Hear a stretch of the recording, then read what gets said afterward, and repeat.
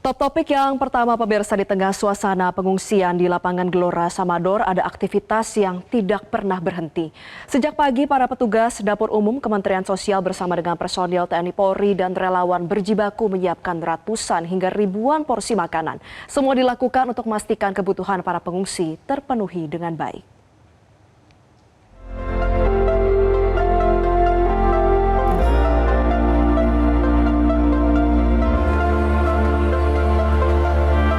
Sejak pagi hari, aktivitas di dapur umum Kemensos sudah nampak sibuk.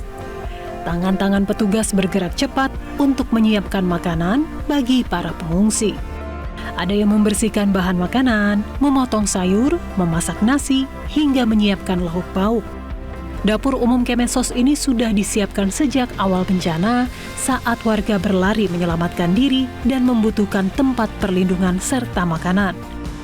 Sekitar 75 petugas bergantian bekerja di dapur ini. Mereka terdiri dari petugas tagana yang terlatih menangani situasi bencana, personel dinas sosial, TNI, hingga para relawan dari berbagai instansi.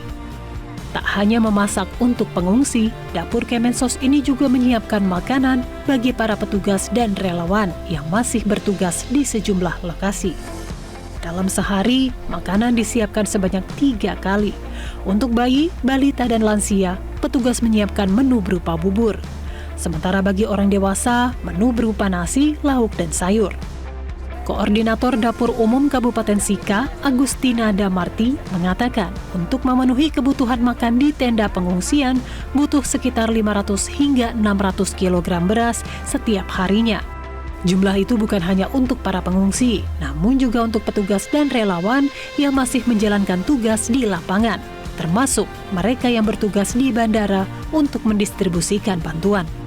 Dari pertama itu kita sudah mulai dengan persiapan dapur umum karena pada saat itu memang masyarakat berlarian menyelamatkan diri masing-masing. Jadi kita sudah antisipasi untuk persiapan dapur umum.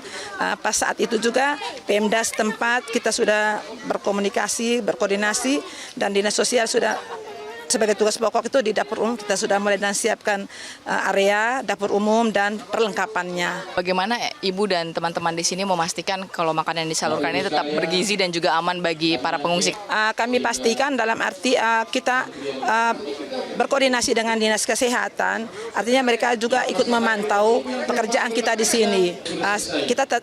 Diharapkan kami tetap saling koordinasi sehingga jangan sampai ada pengungsi yang tidak kebagian, tapi kami pastikan bahwa pengungsi semua kebagian. Rasa trauma yang mendalam atas potensi gempa susulan menjadi alasan warga masih memilih bertahan di tenda pengungsian. Meski demikian, para pengungsi berterima kasih karena selama mengungsi, mereka mendapatkan pelayanan yang baik dari petugas dapur umum Kemensos. Bagi mereka, makanan yang datang 3 kali sehari bukan sekedar untuk mengisi perut, namun menjadi salah satu bentuk perhatian yang menguatkan.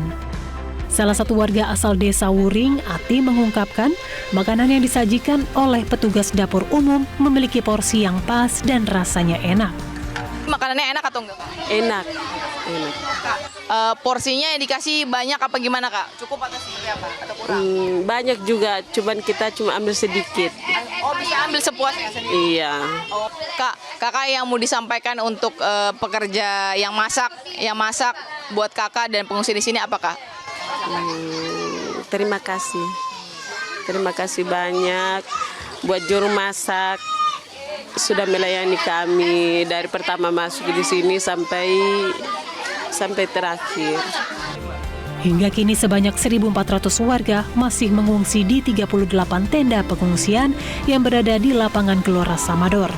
Mayoritas para pengungsi ini merupakan warga pesisir dari Desa Wuring, Wuring Laut, dan Desa Bebeng. Dari Nusa Tenggara Timur, Nadia Soraya, Andi Isworo, Metro TV. Pasca gempa yang mengguncang Flores, pemerintah berupaya memenuhi kebutuhan warga yang masih bertahan di pengungsian. Sejumlah bantuan mulai berdatangan baik untuk memenuhi kebutuhan dasar warga maupun membantu pemulihan fasilitas yang rusak akibat gempa. Di tengah kondisi warga yang masih bertahan di pengungsian, warga membutuhkan berbagai keperluan mendesak. mulai dari makanan, tempat tinggal sementara, hingga dukungan untuk memperbaiki fasilitas yang rusak. Hingga kini sebagian warga belum berani kembali ke rumah karena masih trauma dan khawatir akan gempa susulan. Di Kabupaten Nagekeo, sekitar 24.000 warga masih mengungsi. Sementara sekitar 7.000 rumah dan bangunan rusak termasuk gereja dan sekolah. Seiring dengan kebutuhan yang masih besar, bantuan dari berbagai pihak mulai berdatangan ke Nagekeo. Salah satunya bantuan kemanusiaan senilai 1 miliar rupiah yang dihimpun oleh putra daerah Nagekeo, William Yaniwea, bersama sejumlah sahabat. Pemerintah daerah menyebut bantuan tunai dibutuhkan karena sejumlah kebutuhan darurat harus segera ditangani.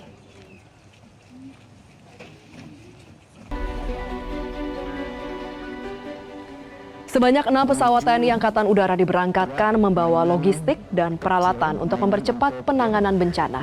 Sekretaris Kabinet Teddy Indra Wijaya dalam keterangan tertulisnya menyampaikan 3 pesawat diterbangkan menuju NTT, masing-masing dengan tujuan Labuan Bajo dan Maumere. Pesawat-pesawat tersebut membawa total 31 ton logistik siap makan untuk memenuhi kebutuhan masyarakat terdampak. Seskap Teddy menegaskan Presiden Prabowo meminta seluruh proses penanganan bencana berjalan cepat dan terpadu. Presiden juga meminta seluruh unsur terkait memastikan bantuan pemerintah benar-benar tiba dan diterima masyarakat yang membutuhkan. Kemarin ini adalah permohonan dari